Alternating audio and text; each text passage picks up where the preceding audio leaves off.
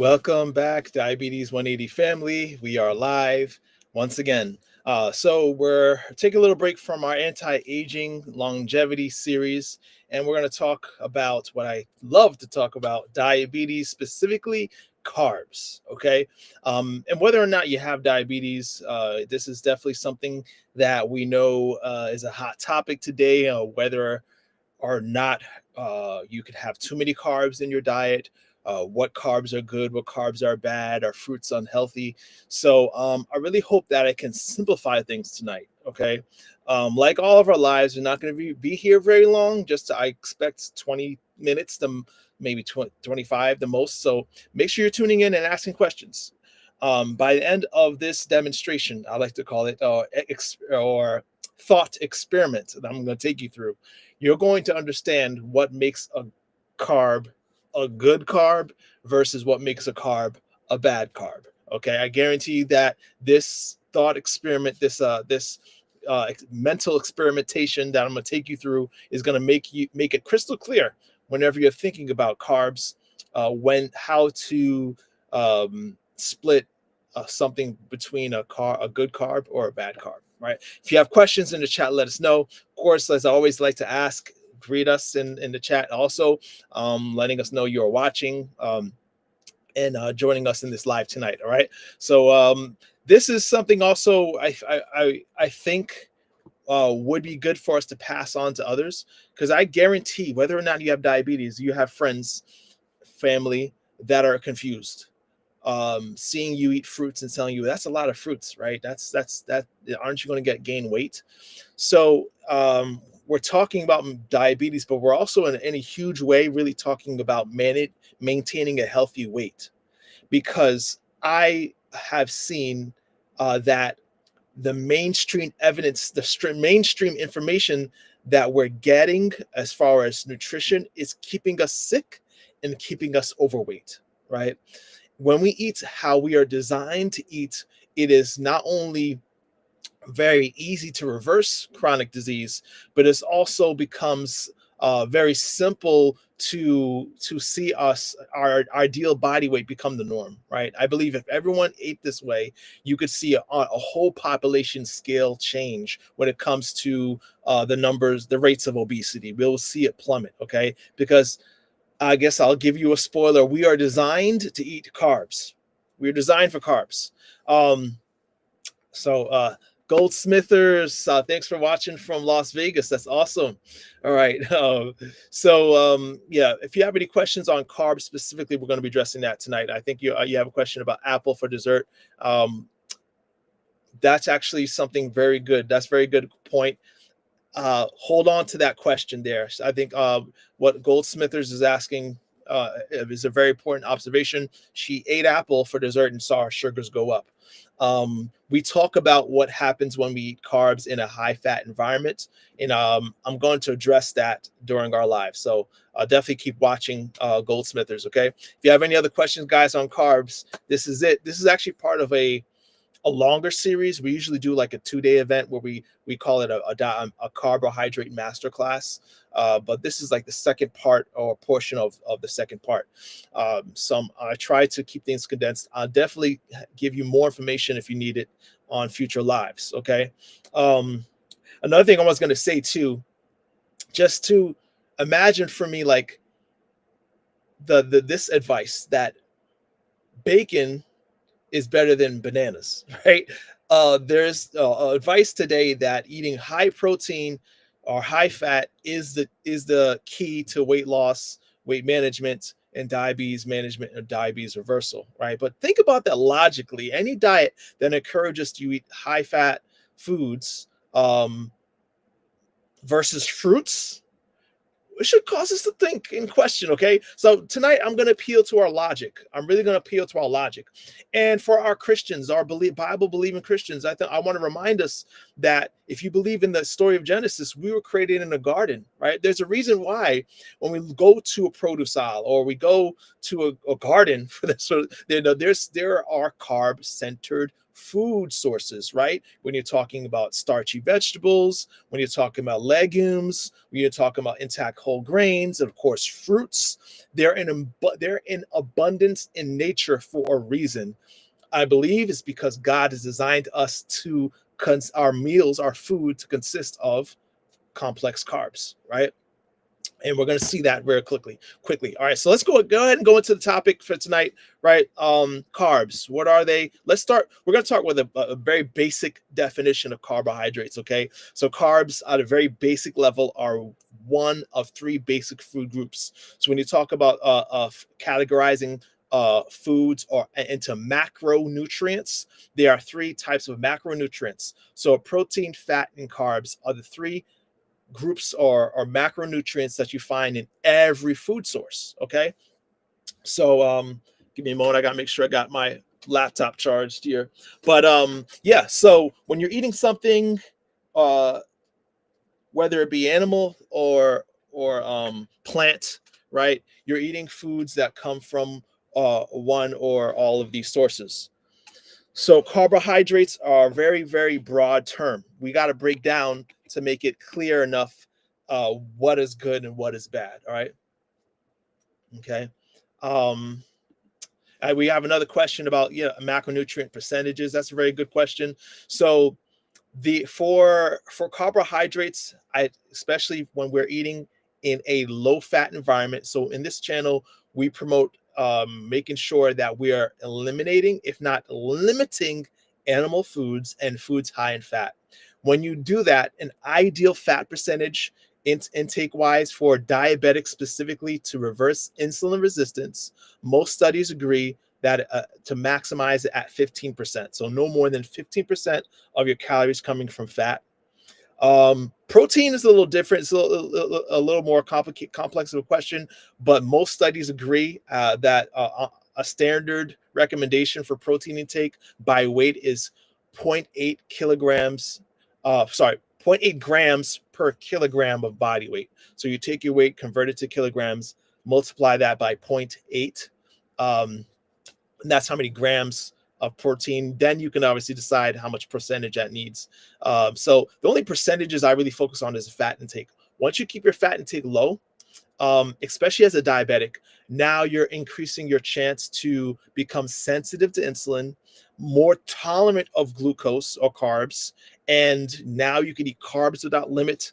You can eat, of course, protein in moderation, and as long as we're addressing the root cause of insulin resistance, and that is a high fat diet. Okay. um we have plenty of topic lives on that topic. We'll go deeper for sure in future ones, because I think it's so important for us to understand how our body responds to fat intake, and when it comes to insulin resistance and tolerating carbs. Because at a very basic level, let me just stop here. At a very basic level, what is diabetes, right? Diabetes, if at a very basic level, is when your body is intolerant to carbs, right? So if we can learn to become more tolerant of carbs, meaning our carbohydrate intake can go up without the blood sugar spikes, guess what's happening in the body? Your body's healing. Your body's healing from diabetes, right? If the very symptom of diabetes goes away, guess what? The disease is going away. So you can even measure your carb intake, right? Your carb, there's even a measurement of carb to insulin ratio if you're taking insulin. If you can increase your carb intake, right? I should say, if you can eat in a way that allows you to increase your carb intake, you are healing from diabetes. And this is what we promote. Eating a diet that is lower in fat, especially saturated fat, you can increase your carb intake, right? Eating more carbs show without blood sugar spikes, watching your A1C drop, your diabetes is reversing, is getting better. Okay. So that's the approach we take. So if there's some confusion, definitely go back to our past videos. We present evidence-based approach. So we cover all the scientific studies and population studies that really show what happens when our body is in an insulin resistant state and to reverse it. So definitely have more questions on that. Please refer back to those videos, and reach out also personally. I love to help any way I can. In every one of our videos, we have description links to to have a free consultation. So we would love to assist you.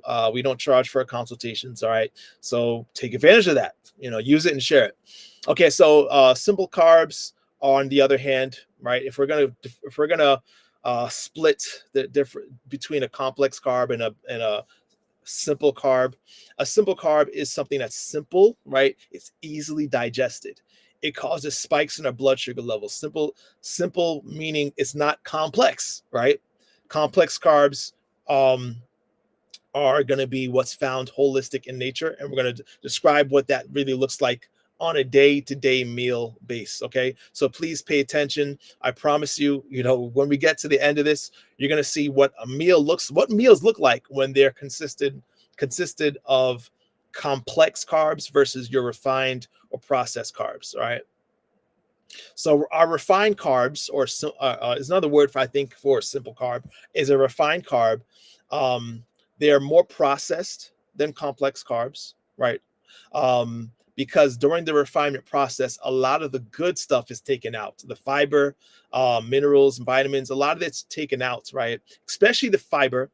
When you take fiber out of what's the original carbohydrate source, one thing happens: it increases its shelf life. Okay, when you take the fiber out of a food, it increases its shelf life. So that is good for food industries. Refining, of course, involves more than that. There's different methods of refining carbs, but the whole point of refining carbs, is to make them last longer on the shelf, um, allow them to make more sales by increasing their texture and flavor profile, right? And of course, to make more money, as people can eat more, right, without feeling full. Okay, so these are some methods of what I guess we call processing or refining carbs. Breaking down removes removing the bran from the grain, and grinding the grain to make flour is an example of breaking down foods. Extraction processes, for example, when you take a sugar cane or sugar beet and you take the sucrose out of it to make table sugar, right? You extract something from it. Concentrating, when you take a blend of like from a fruit, you concentrate it down to a fruit juice, right? It goes from all these steps. You're going from complex to refined. Okay, so I want us to give, actually, let me actually, before I go into this, I want to give a little analogy. Okay, some foods we know are bad for us. I mean, you don't need me to tell you that sugar is bad for you, that soda is not good.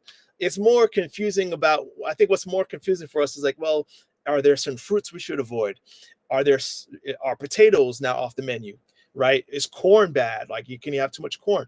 So I want us to really simplify it and make it logical. Okay. So this is the analogy. And please, please, please tell me if I lose you, if this doesn't make sense. Okay. Let's say I told you that you can carry a certain weight in your pocket of currency, right? You can only have a certain amount, let's say 5 pounds, 10 pounds, I don't know what, but there's a certain weighted amount of currency in your pocket. Okay. What are you going to choose to carry? Are you going to choose? You can choose bills or coins. I don't know about you, but I'm choosing bills, because bills, whether it be $1 bill, a $20 bill, or $100 bill, number one, is lighter than a coin, right? And number two, it holds more value than a coin, like a quarter or a dime or a nickel. Those coins are going to be heavy in your pocket, getting you to your weight limit faster without giving you much value. Okay.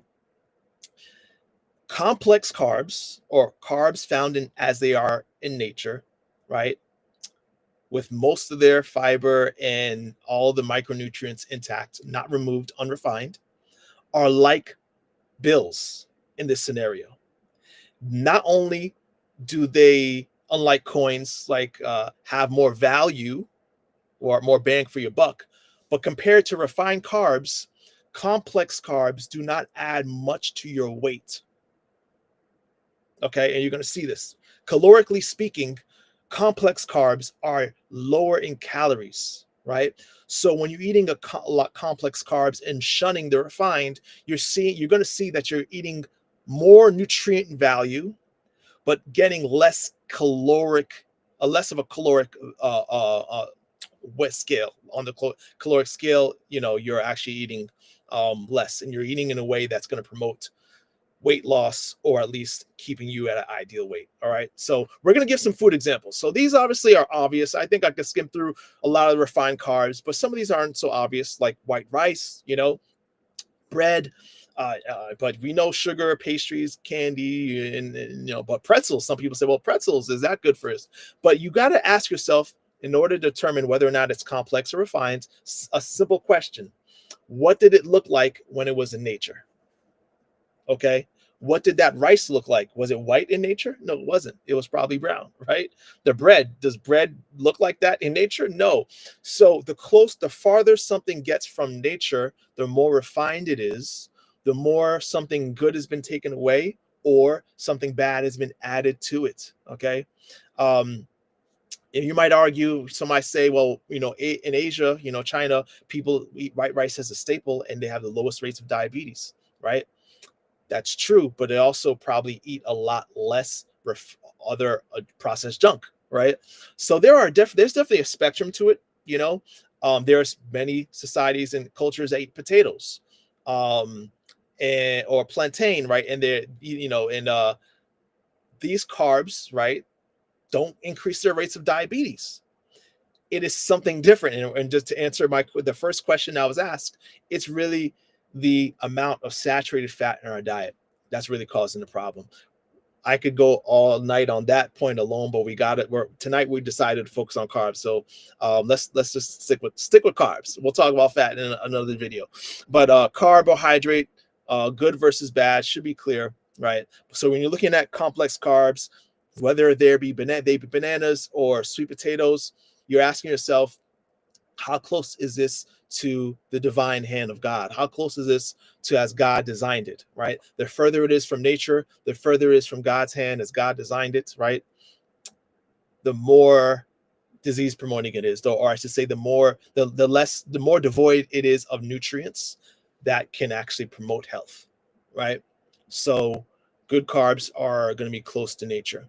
Now, something happens to foods. We have options. We could take a fruit and make dried fruits, or fruit smoothies or sorbet, right? So there are some minimal processing that fruits and other foods can go through, right? But if you're choosing something like dried fruit, you will preferably get one that doesn't have added sugar, right?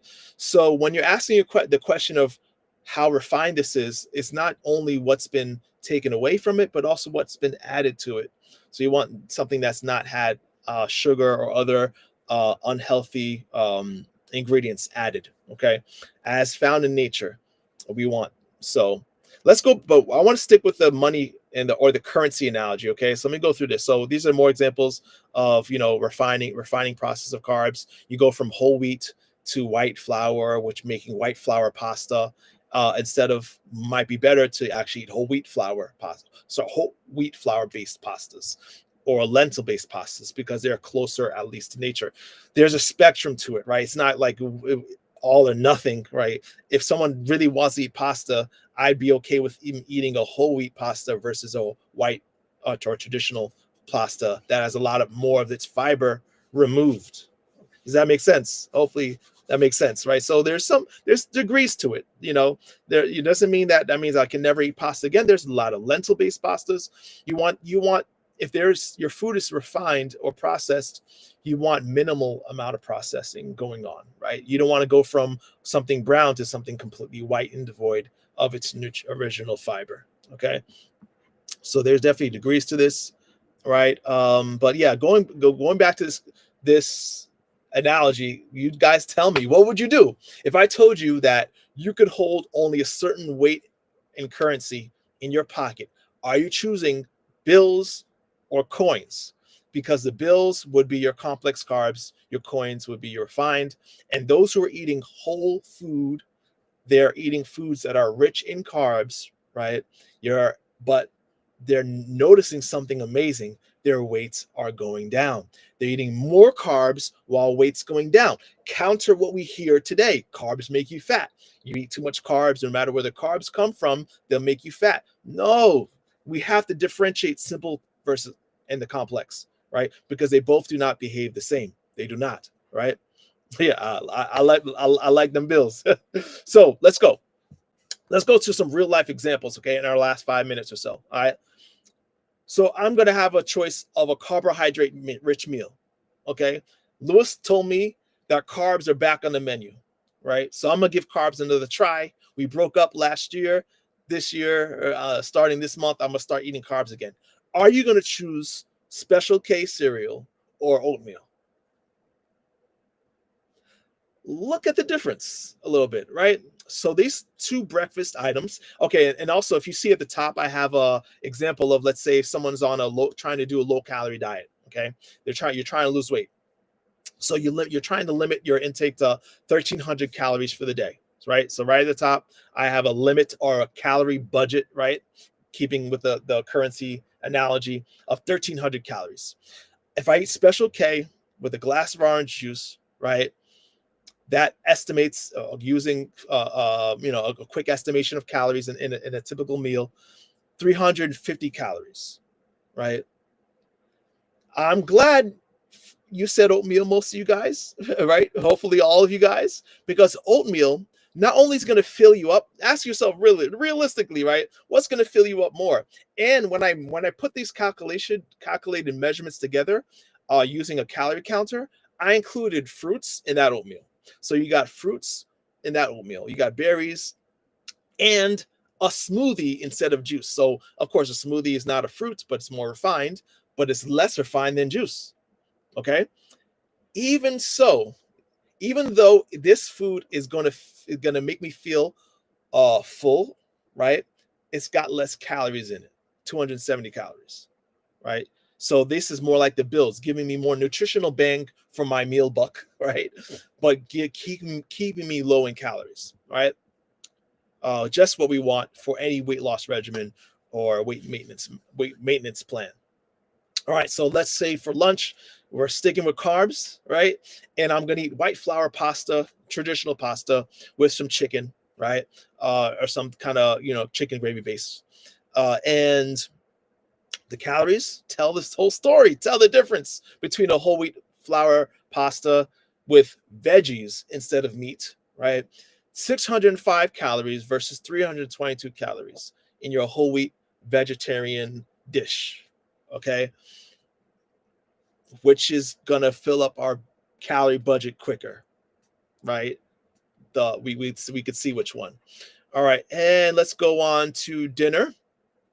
And for dinner, I can have, again, sticking with carbs, I'm gonna have fried rice, cooked with oil, typically, as it is, with veggies and other greens with apple juice, and comes out to, and it's a small amount. This is just a small portion, okay? 361 calories versus quinoa with veggies and an apple instead of apple juice. So we're eating the complex, original, close to God's hand, right?